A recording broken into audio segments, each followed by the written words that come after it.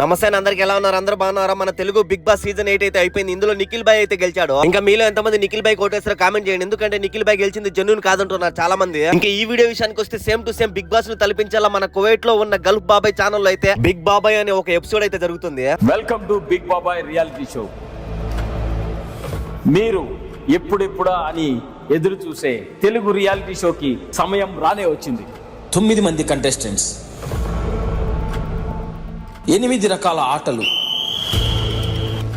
7 వర్ణాల ఎమోషన్స్, 6 నూరైన అన్నింటికి తెగించిన. సో అది చూసారుగా బిగ్ బాస్ కి ఏమాత్రం తీసుకోకుండా బిగ్ బాస్ లో ఎలాగైతే జరుగుతాయో అలాగే ఇక్కడ కూడా గేమ్స్ కావచ్చు, ఎలిమినేషన్ కావచ్చు, నామినేషన్ కావచ్చు, ఎమోషన్ కావచ్చు, ఇలా ప్రతి ఒక్కటి అయితే ఉంటాయి. ఇంక ఇందులో ఉన్న ప్రతి ఒక్కరు కువైట్ లో ఇన్స్టాగ్రామ్, టిక్ టాక్ లో ఫేమస్ అయిన వాళ్ళు. నిజంగా దేశంగాని దేశంలో బిగ్ బాస్ లాంటి బిగ్ బాబాయ్ అనే షో నడుపుతున్నారంటే ఖచ్చితంగా మనం అందరం సపోర్ట్ చేయాలి మన తెలుగు వాళ్ళకి. అలాగే బిగ్ బాబాయ్ ఎపిసోడ్ లో పాల్గొన్న ప్రతి ఒక్కరికి, బిగ్ బాబాయ్ టీం అందరికి నా టీం తరపున 1 సెకండ్ ఆల్ ది బెస్ట్.